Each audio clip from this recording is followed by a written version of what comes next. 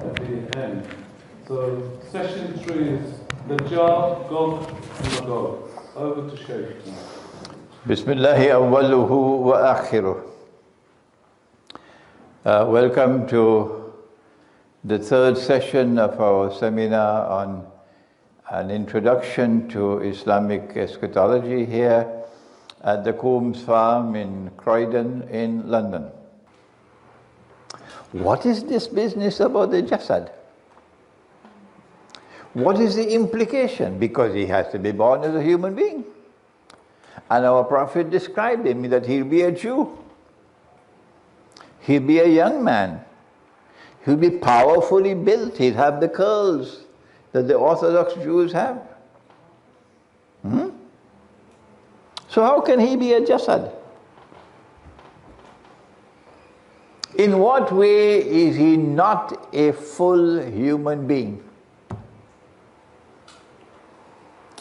Or if I were to let the cat out of the bag, how can we recognize this automaton?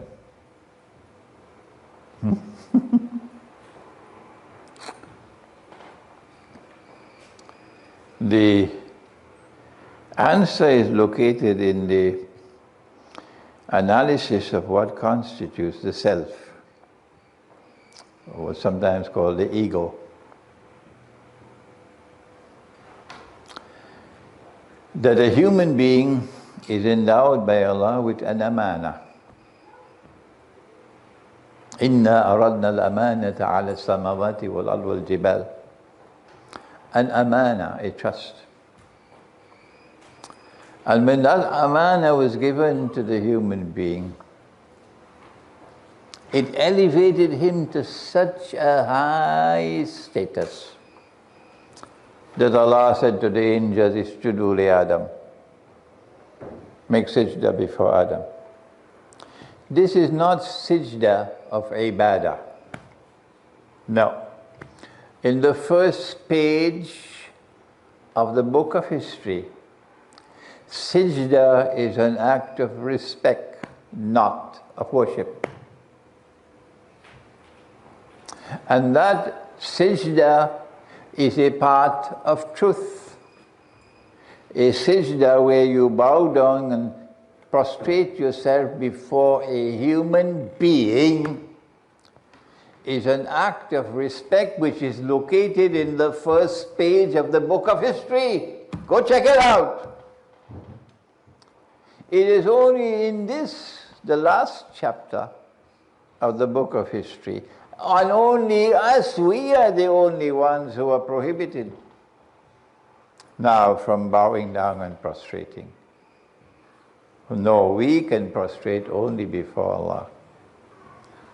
For us, this will be worship. We cannot worship other than Allah. Only this ummah. But the Hindu wife, to this day, has preserved a part of the truth, which is located on the first page of the book of history, and I have to tell the Hindu that because he doesn't know it. I have to tell him that you have preserved in Hinduism something which is located on the first page of the book of history, namely sajda, as an act of respect. That's what the Hindu wife does when she touches the foot of her husband. She's not worshipping him. So what is it that Allah gave to the human being? That the angels were asked to make sajda out of respect, not worship. What was this amana? Inna aradna al-amanata ala samawati wal-ard wal-jibal.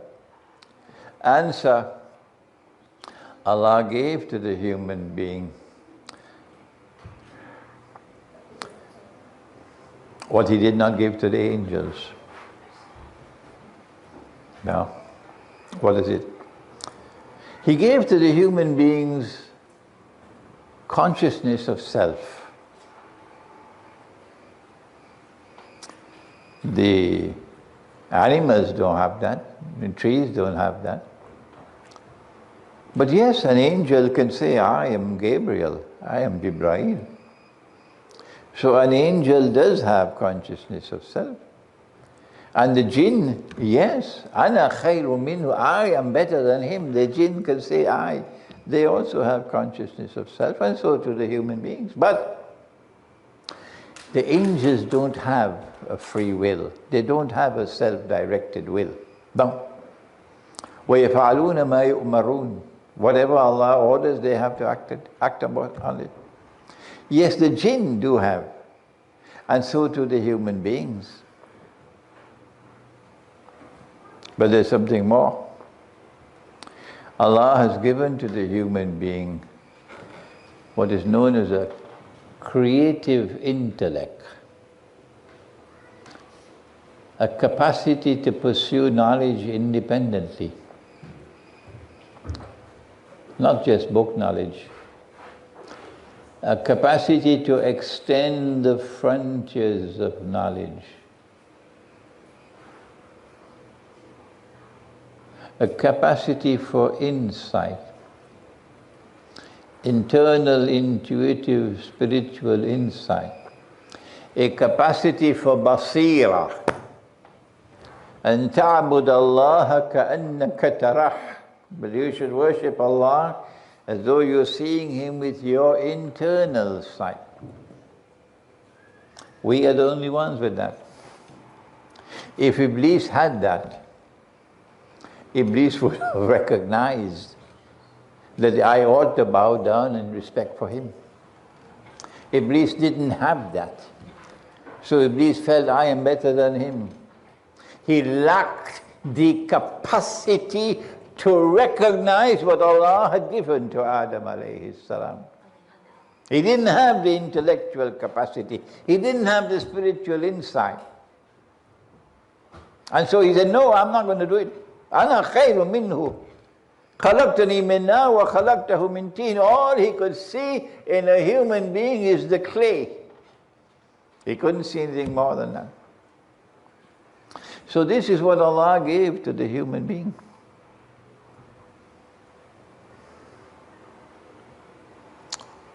And I want to share with you in ending now.